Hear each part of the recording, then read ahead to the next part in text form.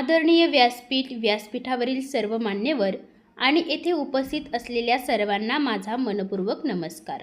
15 August स्वातंत्र्य दिनाच्या निमित्ताने मी तुम्हाला छत्रपती शिवाजी महाराजांनी प्रतापगडावर अफजल खानाचा सामना कसा केला आणि त्यांचा वध कसा केला याबद्दल माहिती सांगणार आहे, तरी तुम्ही शांततेने ऐकावी। भारताच्या स्वातंत्र्याची गोष्ट सांगताना आपल्या इतिहासातील शूरवीरांची आठवण होणे स्वाभाविक आहे। छत्रपती शिवाजी महाराजांनी स्वराज्याचे स्वप्न पाहिले आणि ते प्रत्यक्षात आणण्यासाठी अनेक संकटांना धैर्याने सामोरे गेले। त्यांचे शौर्य, बुद्धिमत्ता आणि स्वराज्यावरील निष्ठा आजही आपल्याला प्रेरणा देतात। प्रतापगड हा छत्रपती शिवाजी महाराजांच्या इतिहासातील अत्यंत महत्त्वाचा किल्ला आहे। याच प्रतापगडाच्या पायथ्याशी इसवी सन 1659 मध्ये शिवाजी महाराज आणि विजापूरचा सरदार अफजल खानची ऐतिहासिक भेट झाली होती। अफजल खान मोठ्या सैन्यासह शिवाजी महाराजांना पराभूत करण्यासाठी आला होता। महाराजांनी मात्र केवळ ताकदीवर अवलंबून न राहता शत्रूची रणनीती ओळखून अत्यंत सावधपणे योजना आखली होती। छत्रपती शिवाजी महाराजांनी भेटीच्या वेळी अंगावर चिलखत घातले होते। त्याचसोबत त्यांनी संरक्षणासाठी लपवलेले वाघनखे आणि बिछव्या जवळ ठेवल्या होत्या। महाराजांना अफजल खानाच्या कपटाचा अंदाज असल्यामुळे त्यांनी स्वतःच्या सुरक्षेची पूर्ण तयारी केली होती। भेटीच्या वेळी अफजल खानाने महाराजांना मिठी मारली।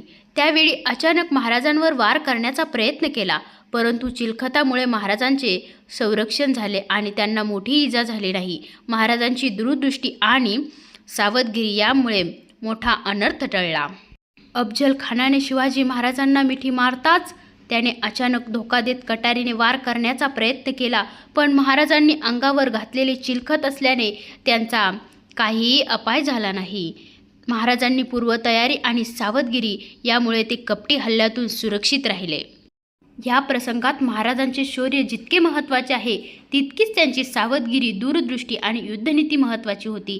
संकट कितीही मोठे असले तरी शांतपणे विचार करून योग्य निर्णय घेतला तर संकटावर मात करता येते, हे महाराजांनी दाखवून दिले। अफजल खानाच्या मृत्यूनंतर प्रतापगड परिसरात मराठ्यांचा आत्मविश्वास प्रचंड वाढला। जय भवानी जय शिवाजी या गजराने संपूर्ण परिसर दुमदुमला आणि मराठ्यांनी शत्रूवर विजय मिळवला। प्रतापगडाची ऐतिहासिक विजयगाथा मराठ्यांचं शौर्य, एकता आणि स्वराज्याच्या प्रेरणेची अमर साक्ष आहे।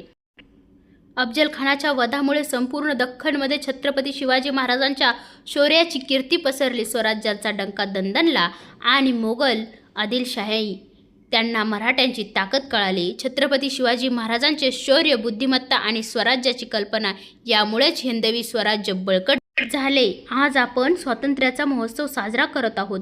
हे स्वातंत्र्य आपल्याला सहज मिळालेले नाही, तर अनेक वीरांच्या त्यागातून, बलिदानातून मिळालेले आहे। चला तर आपण सर्वजण प्रतिज्ञा करू, देशाची एकता, अखंडता आणि विकास जपण्यासाठी नेहमी प्रयत्न करू। जाता जाता एवढेच म्हणेल, स्वातंत्र्य ही केवळ आपली मक्तेदारी नाही, तर ती एक जबाबदारी आहे। चला तर आपण सारे मिळून भारताला विकसित राष्ट्र बनवूया, हीच खरी स्वातंत्र्य दिनाची भेट ठरेल। जय हिंद, जय भारत, वंदे मातरम। धन्यवाद।